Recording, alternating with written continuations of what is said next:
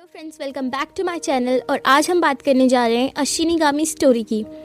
जिन्होंने death note और bleach देखा है उन्हें पता है शिनिगामी क्या होते हैं, और जिन्होंने ये नहीं देखा उन्हें मैं बता दूं, शिनी का मतलब होता है डेथ और गामी का मतलब होता है गॉड। ये जापानीज़ माइथोलॉजी के अकॉर्डिंग वर्ल्ड में हर चीज़ का एक काम ही होता है। जो भी है हमारे आसपास उन सबको एक स्पिरिट गवर्न करती है, जैसे वाटर, स्काई, एयर, सबका एक अपना काम ही होता है, यानी गॉड। इसी तरह शिनिगामी डेथ गॉड है। ये वर्ड पॉपुलर हुआ है 18 से 19 सेंचुरी के बीच।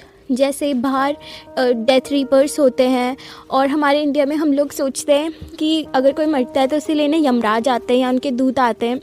बाहर अमेरिकन ये सोचते हैं कि एंजल्स आते हैं जब किसी की डेथ होती है उन्हें लेने के लिए।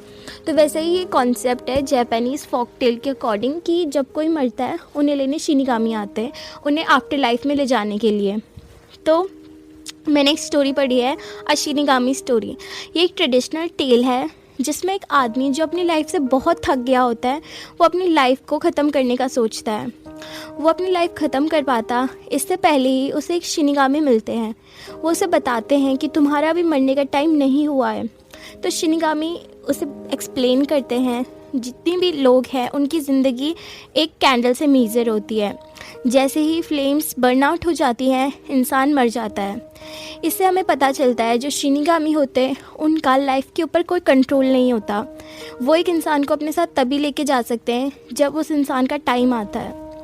तो फिर उस आदमी को वो ये समझाते हैं अगर वो सुसाइड कमिट कर लेगा लेकिन वो मरेगा नहीं तो इससे उसकी सिचुएशन और बदतर हो जाएगी। उसे जीने की एक होप देने के लिए वो उन्हें एक आसान रास्ता बताते हैं पैसा कमाने का। वो उसे कहते हैं तुम प्रिटेंड कर सकते हो एक डॉक्टर बनने का जो किसी को भी किसी भी डिजीज़ से क्योर कर सकता है। ये सब कहने के बाद वो उसे कुछ मैजिकल वर्ड्स बताते हैं। इससे एक शिनिगामी को वापस जाना पड़ेगा अंडरवर्ल्ड पे, और जो आदमी होगा जिसकी लाइफ खतरे में होगी वो बच जाएगा।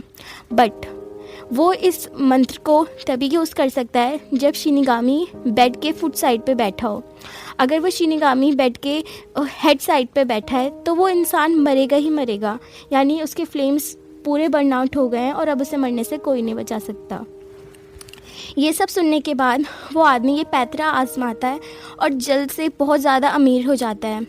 एक दिन जब वो किसी के घर जाता है उसे क्योर करने के लिए, तो वहाँ पे वो देखता है शिनिगामी सर की तरफ बैठा है। लेकिन इसके बावजूद जब उसे बहुत सारा पैसा ऑफ़र होता है तो वो लालच में आके ये ऑफ़र एक्सेप्ट कर लेता है और वो एक बहुत बड़ा रिस्क लेता है। जैसे ही शिनिगामी वहाँ से हटता है वो जल्दी से उस आदमी का बेड पलट देता है, यानी जो सर की साइड होता है उसको नीचे फुट की साइड पे कर देता है। इससे उस आदमी की जान तो बच जाती है। शिनिगामी इससे बहुत नाखुश था क्योंकि उस आदमी ने शिनिगामी की बात नहीं मानी।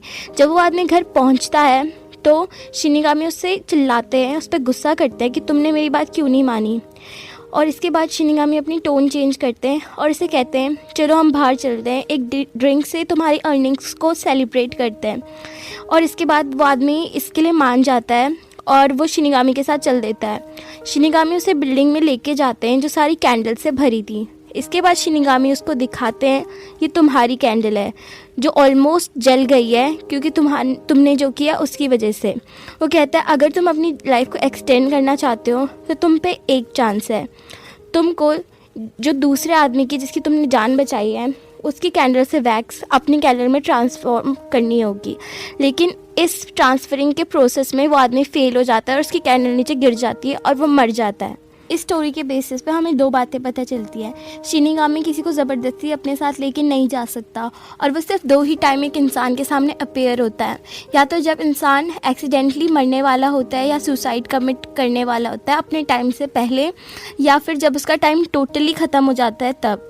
इससे हमें ये पता चलता है शिनिगामी बस सोल्स को अपने साथ लेके जाते हैं, वो किसी की जान नहीं लेते ज़बरदस्ती। तो आई होप आपको ये वीडियो पसंद आया होगा। ऐसी शॉर्ट वीडियो और स्टोरी लेके मैं आती रहूँगी। Thank you so much for watching this video and bye bye.